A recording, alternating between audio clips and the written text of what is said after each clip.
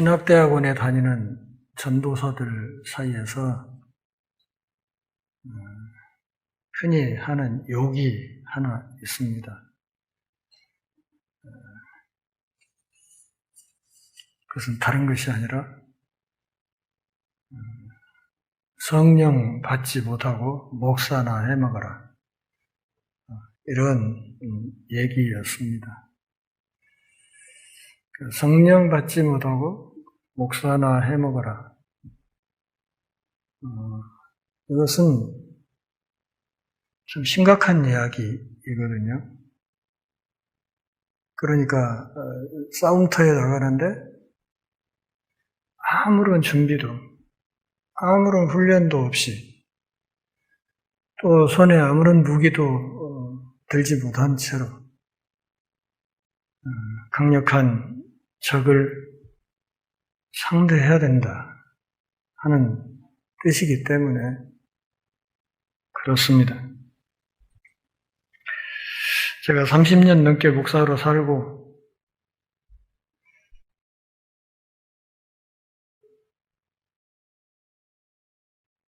제가 하는 모든 설교에는 분명한 타겟이 있었습니다. 관역이라고 하는 게 좋을란가요? 그것은 교회에 있는 어떤 특정 한두 분의 교인이 타겟이 아니고 우리 안에 아주 깊게 뿌리 내리고 있는 사탄의 괴계, 그것이 제가 설교할 때마다 관역으로 삼는 것들이었습니다. 그것과의 싸움이 참으로 쉽지 않다는 것을 숱하게 경험하면서 오늘까지 왔습니다. 주님이 약속하신 오순절 날이 이르렀고 갑자기 하늘에서부터 급하고 강한 바람 같은 소리가 있었다.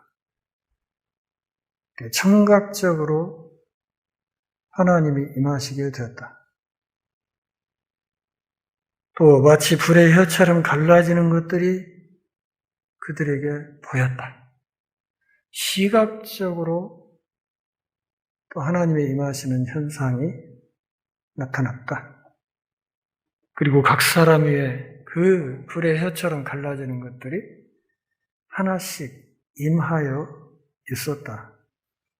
다시 말하면 한 성령이 임하고 있으나 그리고 그 성령이 거기에 모여있는 각 개인에게 분명하게 임하고 있는 것은 사실이지만 그럼에도 각 사람에게 임하고 있는 그 불 같은 그것은 결국은 본질은 하나였다는 사실을 누가가 증언하는 것입니다.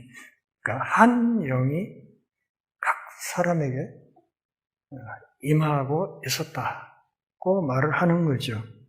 나중에 우리가 결과적으로 보게 되지만 이 일이 있음으로 인해서 거기 모여있던 하나님의 백성들이 영적으로 아주 혁신적인 변화를 경험하게 됩니다. 사람들이 그야말로 완전히 달라져 버린 거죠.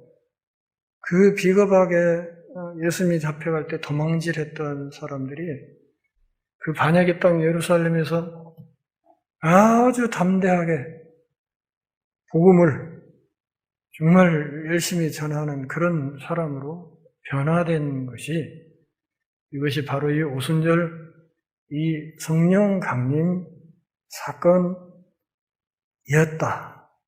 이것을 의사 누가가 지금 증언을 하는 것이고 사도행전 2장의 이 오순절 성령 강림 사건을 누가가 기록한 것은 이 2장에 있는 이 사건이 그리고 이 사건의 결과와 이 사건의 여파가 이후 이어지는 사도행전의 모든 역사, 모든 사건 현장에 가장 기본적으로 깔리는 원리다. 그러기에 이 오순절, 이 성령 강림 이 사건을, 사도행전을 이해하고 싶다면 이 사건을 정말 눈여겨서 잘 들여다봐야 된다 하는 것을 누가가 지금 강조하려는 겁니다. 성령의 오심이 없이는 예언도 할 수 없고 설교도 할 수 없고 선교도 할 수 없고, 누군가가 회개의 역사, 회심 사건도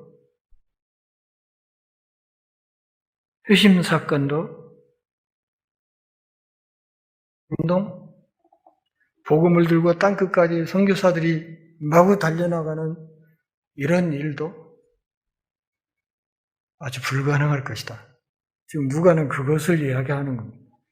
그러니까 이후에 일어나는 모든 일, 사도행전 28장까지의 그 일뿐만 아니라 그 후로 2100년 넘게 기독교의 복음이 지구촌 전체를 통해서 뻗어나가는 이 모든 흐름들이, 이것이 그 일의 가장 근원적인 뿌리가 어디에 있는가 하면 바로 이 사도행전 2장의 오순절 성령 강림 사건에 있다, 이렇게 말하는 겁니다.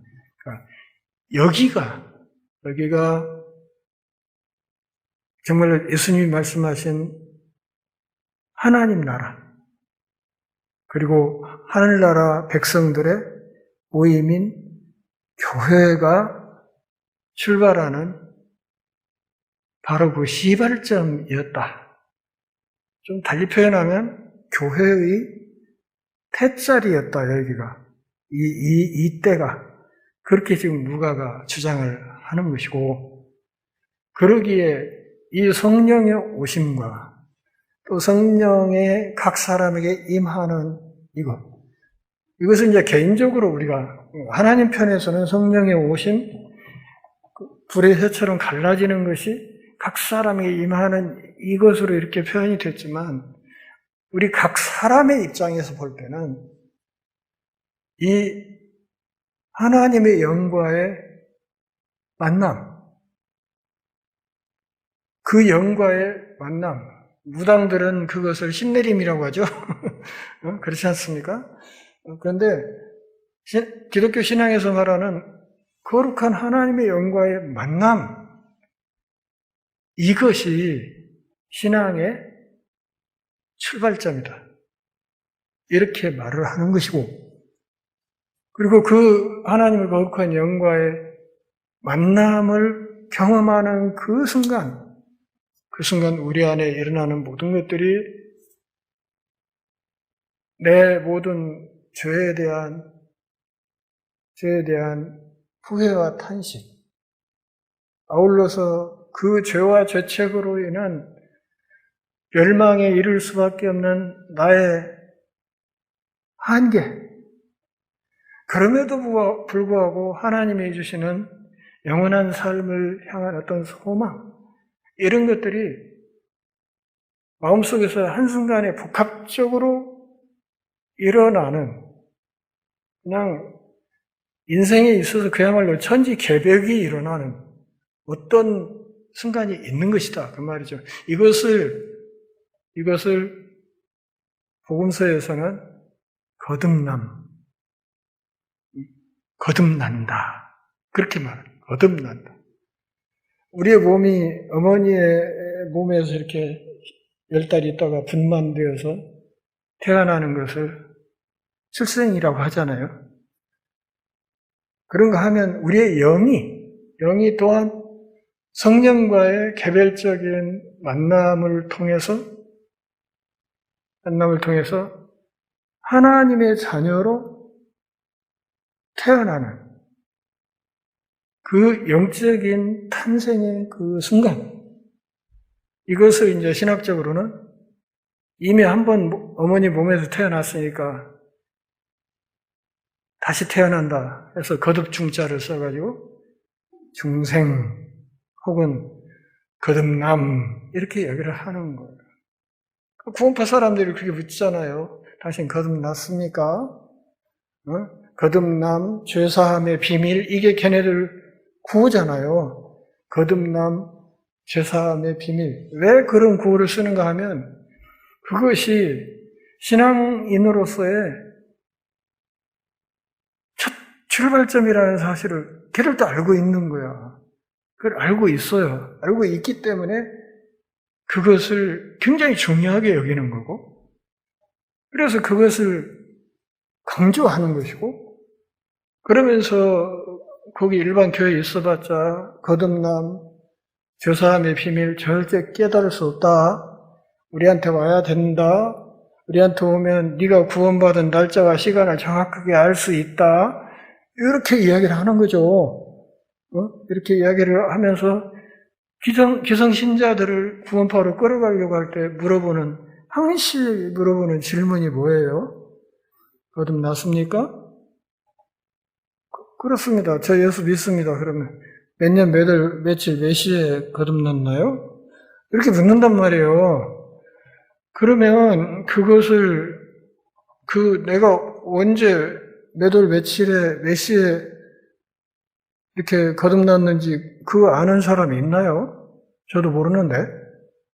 저도 잘 몰라요. 잘 모르거든요. 이렇게, 사실 자기가 태어난 시도 잘 모르는데, 믿음 안에서 영적으로 거듭나는 그 시점을 정확하게 기억하는 사람이 누가 있냐고. 없어요. 근데 걔네들은 그 시점이 있다고 얘기를 해요. 그러면서 자기 거듭난 날짜와 시간을 수첩에 적어놓고 다니면서 그 기성신자들에게 보여준 거예요. 나는 이렇게 아무 날 아무 시 이렇게 거듭났노라. 우리한테 오면 이걸 확실하게 해준다. 와 봐라 이렇게 해갖고 끌고 간단 말이에요. 제가 변증하는 방법 한번 말씀드린 적 있죠. 이것에 대해서. 이렇게 걔네들이 그렇게 당신 언제 구원받았나요? 그렇게 물으면 잘 모르겠는데 에이 구원 못 받았고 막 이런다고 그래놓고 끌고 가. 근데 그 사람들한테 이렇게 질문을 해야 돼요. 당신 부모 있죠? 그러면 엄마 아빠가 없이 나온 사람이 있나요? 그러면 당신 언제 엄마 아빠를 알아봤어요? 며칠 날? 태어나가지고 당신은 엄마 아빠를 몇 년 몇 월 며칠 날 알아봤나요?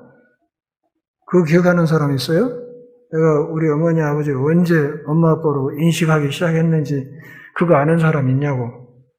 없죠? 잘 모르겠는데요? 그게 답이 나올 거 아니냐 말이에요. 그러면 에이 당신 엄마 아빠 없구만. 똑같은 논리죠. 똑같은 논리로 걔네들이 주장하는 그것이 얼마나 허구인가를 딱 짚어버리면 그 다음부터는 말을 안 해요. 못하는 거거든요. 그래서 문제는 이단들도 이게 중요하다는 건 안다는 거예요. 거듭남. 내가 죄를 용서받았다는 어떤 확신. 이것이 신앙에 있어서 정말 중요하다는 걸 알아. 그리고 기독교 종말론에 있어서 정말 중요한 개념이 뭐다? 신천지라는 거 알아요. 아니까 얘네들이 자기 이단 교파 이름을 신천지라고 하고 다니는 거예요. 신천지. 신천지가 기독교 종말론에서 얼마나 중요한 개념인지를 알아. 아니까 이걸 가지고 지금 장난을 치는 거란 말이에요. 새하늘 새 땅. 새하늘 새 땅이 거룩한 예루살렘이 어린 양의 원인잔치의 신부처럼 정말 아름답게 장식한 거룩한 새 예루살렘이 땅으로 내려온다. 그리고 거기에서 주님과 더불어 영원토록 왕노릇한다. 그러니까 제가 요한계시록 책에서 우리가 사는 이 지구에 대해서 멸절설을 말했습니까? 갱신설을 말했습니까? 이렇게 해서 읽어봤는 거 확인하는 거예요. 분명히 갱신설을 얘기했어요. 지지난주인가 설교할 때도 제가 분명히 얘기를 했어요. 이 지구 안 없어져요. 안 없어진다고요. 노아 홍수 때도 물로 청소는 했지만 지구 자체를 없애버리거나 그 땅에서 사는 사람 자체를 멸종시켜버리거나 하나님이 그렇게 안 했어요. 그래서 그 새하늘 새 땅이 온다고 와요.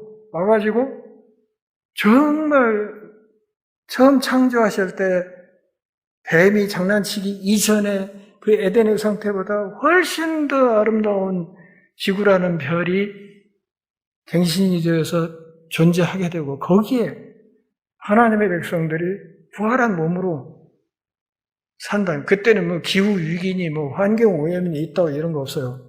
예? 그리고 여기 의사 몇 분 계시지만 이 양반들은 그때 가면 실업자예요. 거기서는 사람들이 아플 일도 없고 죽을 일도 없기 때문에 실업자예요. 저도 실업자예요. 거기 가서 어디 예수님 앞에 하나님 앞에 제가 설교한다고 따따붙다해. 어림 택도 없어요. 왜 저는 이 땅에서 제가 은퇴하고 나면 뭐 목공이라도 배워야 돼. 예? 그래야 거기 가서 실업자 안 되고 뭔가를 하면서 살죠. 예? 제가 우리 셋째 딸한테 늘 하는 얘기가 있어. 예? 성악을 한 우리 딸한테 야, 셋째야 너는 참 좋겠다. 왜요? 너는 이 땅에서 훈련한 그거 그대로 가져가서 하늘 찬양대 활동할 거 아니야. 근데 나는 목사인 나는 그거 가면 실업자다. 그래서 난 네가 부럽다. 이제 이런 얘기를 가끔 해요. 하는데 그렇게 된다 그 말이에요. 그래서 주님이 우리에게 가르친 주기도문 가운데에도 어떤 말이 있어요? 뜻이 하늘에서 이룬 것 같이 땅에서도 이게 뭔 말인가 해서 이게 기독교 종말론을 지금 포함하고 있는 말이에요. 결국 이 땅이 어떻게 될 건가에 관한 이야기를 예수님이 하면서 그 궁극적인 목표를 위해서 날마다 기도하면서 살라는 거야. 그래서 이 땅을 함부로 여기지 말라는 거예요. 이 땅을. 이 땅에서 하나님의 백성들이 영원토록 살아야 될 우주 안에 정말 소중한 별이기 때문에 이 땅을 정말 소중하게 관리해야 된다 그 말이에요. 너무 난개발하지 말고 착취하지 말고 오염시키지 말고 하나님이 원래 만들어 놓으신 대로 지구축이 자전축이 23.5도 기울어져 가지고 태양 주변을 공전하면서 사계절이 생기고 자전하면서 공기가 순환되고 하는 이 하나님이 만드신 이 신비로운 우리 삶의 터전을 함부로 하면 안 된다는 거예요. 마태복음 5장에서도 그렇게 너희는 세상의 소금이고 세상의 빛이다 그러잖아요. 또 요한복음 3장 16절 우리가 주일학교 아이들 다 외우고 있는 말씀 하나님이 세상을 이처럼 사랑하다. 하나님이 뭘 사랑했다고? 세상을 사랑했다고. 우리가 살고 있는 이 삶의 터전인 이 지구라는 별을 그분이 사랑하셨다고요. 그 사랑의 결과로 하나님이 하신 일이 뭐예요? 독생자를 우리에게 주신 거예요. 그리고 그분을 믿음으로 영원한 생명에 이르도록 하는 길을 열기 위해서 독생자를 주셨다. 독생자가 왔다는 것 자체가 하나님의 우리를 향한 사랑의 결정적인 증거다. 그런 얘기예요. 그러니까 내가 성령과 개인적으로 만나는 이것은 그야말로 사화를 좌우하는 아주 심각한 사안이라는 사실을 아셔야 된다. 그 말이죠. 이게 중요해요. 이게 중요하고 이게 분명해서 내 안에 계신 성령님에 대한 확신이 있어서 움직이는 사람은 그냥 바로 몇 초 뒤에 내가 이 땅에서 끝나도 그거 아무 문제 없는 거예요. 그 인생은 이미 충분히 성공한 거예요. 성공해서 끝남과 동시에 몸이 죽고 육신이 심장이 붙고 죽고 영도 죽죠. 그러나 바로 그 순간 영의 부활을 경험하면서 바로 예수 그리스도의 품 안으로 들어가는 거예요. 그분 재림할 때까지. 그 그리스도의 품 안을 성경에서는 낙원 이렇게 얘기해요. 낙원. 십자가상의 강도에게 예수님이 하셨단 말, 네가 오늘 나와 함께 어디 있을 것이다? 낙원에 있을 것이다. 그렇게 얘기를 해요. 안 믿고 간 사람들이 중간에 머무는 곳이 어디? 지옥. 나중에 부활해가지고 최후의 심판을 받은 뒤 어디로? 불못으로. 거기에서는 구더기도 죽지 않는다. 그 불 속에서 구더기도 죽지 않는다고 예수님이 얘기를 하시잖아요. 근데 제가 생각할 때는 그런 겁니다. 지금 뭐 지구 속에 펄펄 끓는 용암이 있다고 하잖아요. 가끔 여기저기서 화산도 터지고 막 이러는데 바로 그런 용암 속 같은 그것을 지금 그렇게 유황불못이라고 말하는 거 아닌가. 그렇게 저는 개인적으로 그런 짐작을 해요. 확실치는 않지만 어쨌든 계시록을 이렇게 공부하다 보면 그런 느낌이 한 번씩 올 때가 있어요. 그러니까 우리가 살고 있는 이 지구라는 별이 우리가 잠시 한 100년 남짓 며칠 80년 잠깐 이용하다 가는데 그냥 우리 자식 몇 대 후에 자식들이 누릴 것까지 싹 훑어서 뭐 하려고 하면서 하는 그게 대표적인 못된 짓이 새만금 사업이다 이 말입니다. 그러니까 성령의 임하심을 경험하는 이것이 우리에게 정말 중요한 것이다. 그리고 우리가 하는 모든 신앙의 행위, 목사 같으면 설교 준비나 설교하는 거 또는 찬양하는 거, 기도하는 거, 봉사하고 섬기는 거, 전도하는 거, 몸된 교회를 받들어 섬기는 모든 일들의 그 사역의 궁극적인 원천은 무엇이다? 성령이다. 성령께 기대어서 하는 사역이 되어야 됩니다. 그래야 공론할 수 있습니다. 하다 보면 그 냄비 신앙이라고 하는 것들이 많이 있는데 그냥 갑자기 확 불타올랐다가 그냥 며칠 지나면 확 식어버리는 그건 인간의 열심으로 하는 거지 성령께서 역사하는 그런 사역은 절대 그런 거 아니에요. 한결같죠. 5년 전이나 지금이나 5년 뒤나 10년 뒤, 20년 뒤 한결 왜? 한 영이 끌고 가시니까 한 영께서. 그리고 성도들이 각기 환경과 처지가 다르고 생각이 다르고 할지라도 어떤 일을 도모해 갈 때는 한 영께서 전체적으로 성령께서 요즘 우리식으로 말하면 소위 컨트롤 타워가 돼가지고 리드를 하시기 때문에 각기 다른 사람들이 각기 다른 위치에서 뭘 하더라도 뭘 이루게 되는 거예요? 한 몸 된 모습을 보이게 되는 거란 말이죠. 이것을 사도 바울은 에베소 4장 3절에서 성령께서 하나 되게 하신 것을 힘써 지켜라 이렇게 이야기를 한 거예요. 그러니까 교회 본질의 가장 중요한 것이 모든 지체들이 사역을 해가는 가운데에서 그 사역에 있어서 그 열매가 하나됨을 지켜나가는 그런 것이어야 된다. 하는 것을 우리가 지금 깊이 생각을 해야 됩니다. 그런데 이제 우리가 한 가지 생각해야 될 것은 2절에 보면 바람 같은 소리, 그 다음에 3절에 보면 불의 혀처럼, 우리 여기 국문학하신 장로님 계시지만 같이, 처럼 이런 것은 비유법상 직유법이거든요. 지금 뭐뭐 같이, 뭐뭐처럼 직유법을 이렇게 직유법을 썼다는 것은 이 바람 같은 소리라고 했을 때 이 소리가 바람 소리가 아니라는 얘기예요. 그러니까 우리가 인식할 때 마치 바람이 부는 것 같은 그런 소리라고 설명을 하는 것 뿐이지, 이 소리 자체가 바람이다 이렇게 말하는 건 아니라고요. 아니에요. 근데 이 소리가 바람같이 나는 그 소리가 어떤 소리인지는 우리가 모르죠. 그 당시 그 자리에 없었으니까.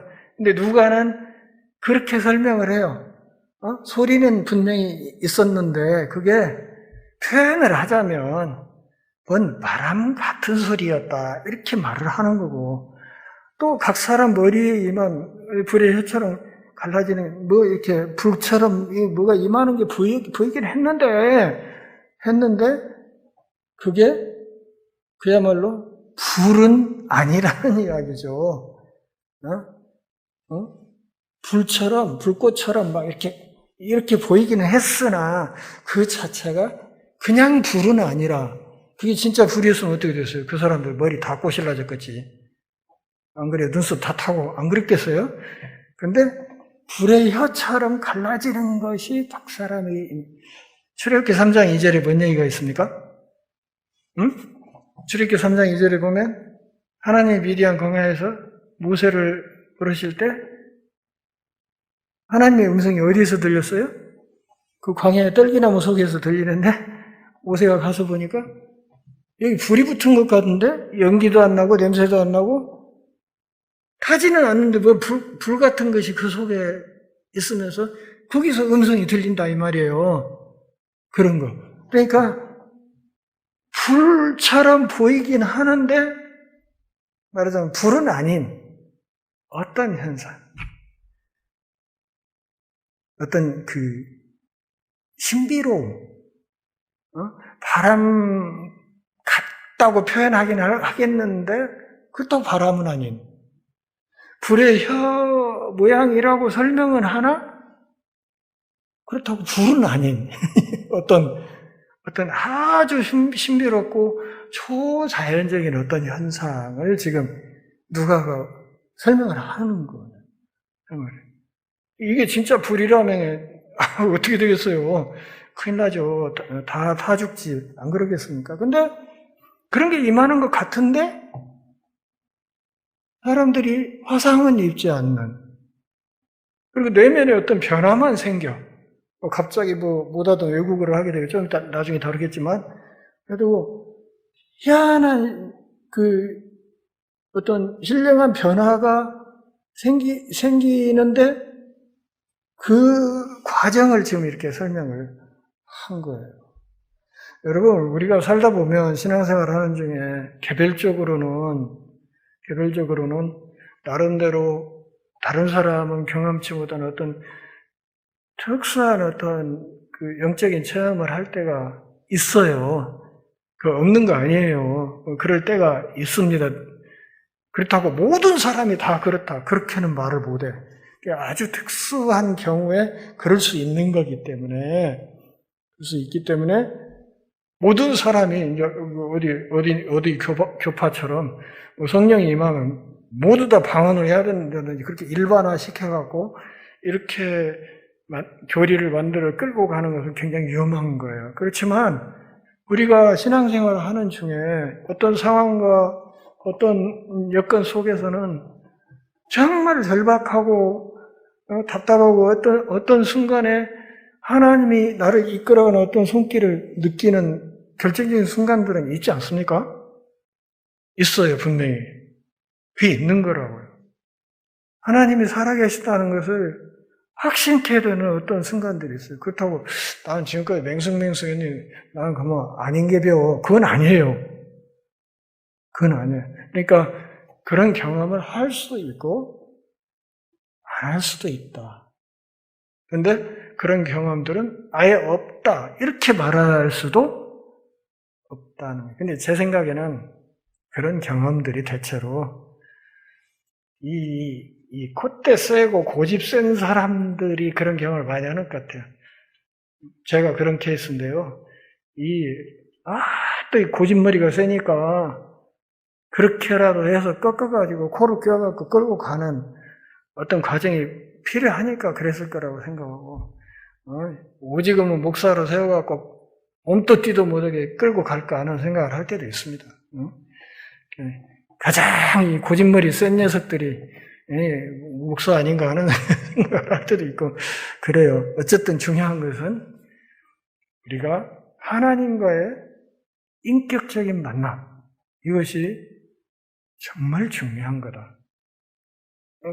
이것이 필요치 않았다면 각 사람에게 임하는 이럴 필요가 있죠. 개중에 몇 사람인가 이렇게 임하고 몇은 빠지고 그럴 수도 있었겠죠. 근데 누가는 이런 현상이 마치 바람 같은 어떤 소리가 들리고 또 마치 불이 많은 것 같은 어떤 그런 상황이 전개되는데 이게 전부 각 사람에게 갈라져 가지고 이렇게 전부 이렇게 임하여 있더라.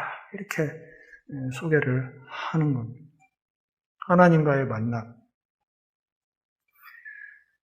하나님 보여요, 안 보여요? 안 보입니다. 하나님 안 보입니다. 하나님의 이름이 있어요, 없어요? 응? 하나님 이름이 있어요, 없어요? 이름 없어요. 이름이 있으면 하나님이 아니야.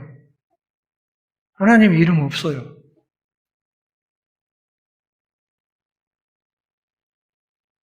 모세가 물어요. 네가 가서 내 백성 애굽에서 끌어내야 되겠다.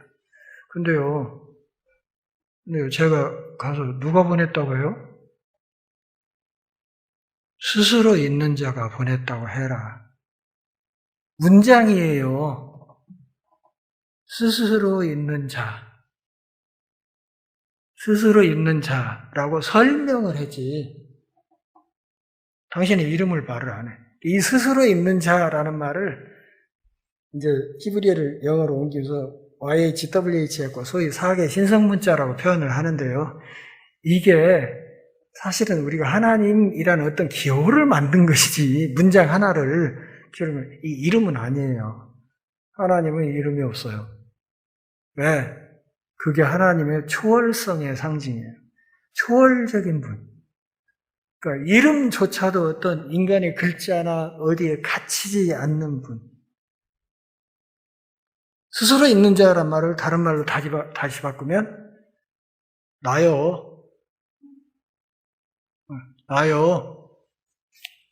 누가 보냈다고 할까요? 나요. 내가 보냈다고 해. 그런 거예요. 나요. 예수님도 풍랑치는 바다에서 제자들이 그냥 정신 못 차리고 막 할 때 물 위로 걸어오시니까 누구십니까? 나다. I am. 나다. 구약에 나요 하는 그 말이 예수님의 입에서 나온 거예요. 나요. 하나님의 이름이 없어요. 보이지 않아요. 초월적인 영이기 때문에 영을 우리 육신의 오감을 통해서 확인을 못해. 볼 수도 없고 들을 수도 없고 만질 수도 없고 없어. 그래서 이 초월적인 이 하나님 우주의 왕이신 그분을 보여주기 위해서 하나님이 창세기 1, 2장에서 하셨던 작업이 뭐라고 제가 말씀드렸나요? 형상화 작업이었다고. 형상화. 그래서 사람을 하나님의 형상으로 지었다 그렇게 말해요. 형상이라는 것은 모양과 형태가 있는 거예요. 모양과 형태가 있는 거예요. 그러니까 사람이 하나님의 형상으로 만들어졌다는 말은 이 사람이 사람을 통해서 뭘 할 수 있다? 초월적인 하나님을 유추할 수 있다. 이 사람이 초월적인 하나님의 어떤 속성을 가시적으로 드러낼 수 있다. 그게 인간이 하나님의 형상이라는 말이에요. 인간이 하나님의 형상이라. 그러니까 그런 점에서는 우리가 당신 하나님 만났어요? 했을 때 거기에 대한 대답, 예, 만났어요. 왜? 예수 신실하게 믿는 사람 내가 만난 적이 있거든. 그가 하나님의 형상이니까 그 안에 있는 하나님을 내가 봤다고 대답을 할 수 있는 거예요. 그렇지만 실제 하나님의 본체는 좀 초월적인 분이어서 그리고 영이시기 때문에 보이지 않아. 우주 모든 곳에 가득 차 있고 현재 계신 분이 어디 인간의 글자 몇 자 안에 이름으로 오그라져 들어오겠습니까? 어림 택도 없는. 그 이름이 없는 거예요. 응? 이름이 없고 예루살렘은 성전의 조그마한 지성소, 그 조그마한 네모진 공간 안에 하나의 그분의 지상의 그분의 발판처럼 상징적으로 이렇게 사람들에게 내가 너희와 함께 한다는 것을 보여주는 어떤 조그마한 그 상징 하나를 준 것이지 하나님이 거기에 갇히는 분이 아니라면 솔로몬이 성전을 지어서 봉헌할 때 기도하잖아요. 우주의 왕이신 하나님께서 어찌 이 제가 지은 이 조그만 이 건물 안에 몸담고 계시겠습니까? 우주도 당신을 못 담을 텐데 이렇게 고백하잖아요. 그게 하나님을 제대로 본 거거든요. 솔로몬이. 그러니까 몸처럼 임하고 있다 하는 이것은 그냥 하나님이 임하시고 있다는 것을 어떤 그냥 상징적으로 그냥 느낄 수 있게 하는 어떤 현상을 지금 설명을 하는 거예요. 그래서 바람 같은 소리 혹은 불의 혀처럼 갈라지는 것 이렇게 설명을 한 거란 말이에요. 그냥 그것을 통해서 지금 하나님이 임하시고 있구나. 지금 예수님이 말씀하신 기다리라고 했던 그 또 다른 보혜사라고 했던 그 무엇인가가 지금 우리에게 오고 계시구나 하는 것을 지금 사람들이 느끼도록 하나님 지금 오순절 성령 강림 사건에서 이런 걸 이제 소위 뭐라고 그래? 연극 용어로 미장센이라고 하죠. 미장센이 뭔지 아세요? 뭐 화장품 이름이 아니고 샴푸 이름도 아니고 미장센이라는 것은 연극 대본에서 무대 안에서 배우가 또는 무대 장식과 이 모든 것들이 어디에 뭐가 있고 배우는 어디에서 나와서 어디로 걸어가고 복장은 어디로 이런 것을 세밀하게 지시하는 것이 미장센이에요. 그래서 말하자면 그 하나님의 임하시는 그 장면에 대한 신학적인 미장센을 지금 보여주고 있는 거다.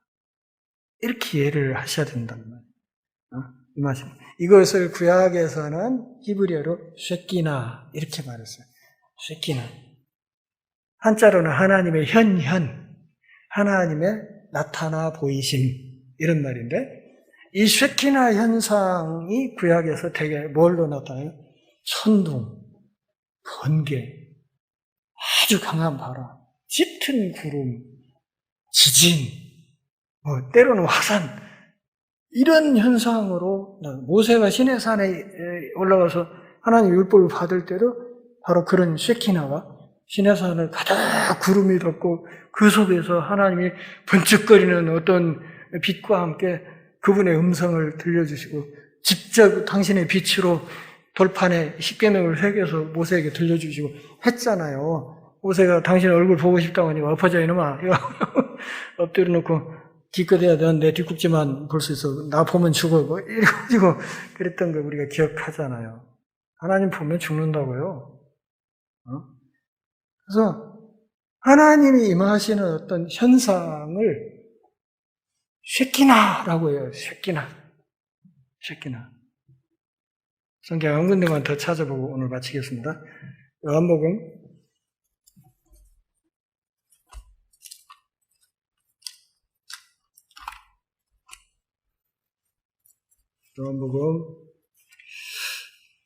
1장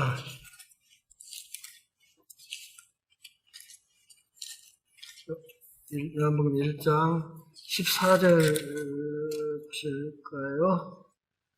같이 읽습니다. 말씀이 육신이 되어 우리 가운데 거하심에 우리가 그의 영광을 보니 아버지의 독생자의 영광이요 은혜와 진리가 충만하더라. 그래서 했는데 밑줄을 그으실 때는 14절에 거하시매라는 말이야. 이 거하시매, 1장 14절에 거하시매라는 말은 헬라어로 에스케노센이라는 말이에요. 헬라어로 에스케노센. 근데 이 에스케노센이라는 말의 본 동사는 스케노오예요. 스케노오. 근데 이 스케노라는 말이 아까 말씀드린 히브리어 쉐키나의 헬라어 음역이에요. 그러니까 우리가 영어의 택시를 일본 사람들이 다꾸시 이러듯이 히브리어의 쉐키나를 신약 성경 언어인 헬라어로 음역을 한 것이 스케노예요. 그리고 이 스케노의 과거 형태를 만든 것이 에스케노센이라는 말이에요. 그러니까 이 의미를 그대로 살려서 거하시매라는 말을 번역을 하면 어떻게 번역을 해야 되냐면 말씀이 육신이 되어 우리 가운데 성막을 치시네 이런 말이에요. 우리 가운데 성전을 이루시매 성막을 치시매 이런 뜻이에요. 이런 방식으로 요한은 오신 예수님의 몸이 무엇이다? 성전이라는 걸 밝힌 거예요. 그리고 이렇게 한 다음에 2장에 가서 다시 너희가 이 성전을 헐어라. 내가 사흘 만에 짓겠다 하는 이야기를 기록을 하고 처음에는 자기들도 뭔 말인지 몰랐는데 십자가를 지고 죽고 부활하신 뒤에서 그리고 성령 강림하신 뒤에서 성령의 깨닫는 지혜를 통해서 확인해 보니까 그때 너희가 이 성전을 헐어라 한 것이 헤롯 성전을 가리킨 게 아니라 당신 몸을 가리키는 거였구나. 너희가 이 성전 나를 허물어라 나를 죽여라 내가 사흘 만에 다시 짓겠다 부활하겠다 했던 표현이었구나. 뒤늦게 그렇게 깨달은 거란 말이에요. 그러니까 예수님이 오시는 것도 그분이 육체로 오시는 그 과정에도 누가? 성령이 임하신 거예요. 성령이 사역하는 도중에도 하늘 아버지와 교통하는 가운데 그 하나님의 영과 함께 삼위일체 하나님이 움직여 간 거예요. 하라고 승천하시면서 또 다른 파라클레토스가 올 것이다 하신 약속대로 지금 이 성령이 오신 것이고 그리고 이 성령이 각 사람에게 임함으로 드디어 이 반역의 땅에 초대교회가 첫걸음을 떼는 이 눈부신 교회사의 역사가 출발하기 시작했다 하는 것을 지금 누가가 그걸 강조하려고 지금 여기 오순절 성령 강림 사건에 소위 아까 말씀드린 미장센을 우리에게 이렇게 제공한 거다. 이해 잘 되셨죠? 단순한 바람이 아니고 단순한 불이 아니고 지금 누가가 우리에게 말하려는 것은 아주 신비롭고 아주 초자연적인 사건이었다 하는 것을. 그런데 이 신비롭고 초자연적인 사건을 통해서 눈부신 변화가 생기기 시작했다. 사람들에게 이것을 우리에게 지금 소개하려는 것이다 하는 것을 이해하시고 2장 1절부터 4절까지를 틈틈이 한번 묵상해 보시기를 바랍니다. 다음 주에 이어서 계속하겠습니다. 기도하겠습니다.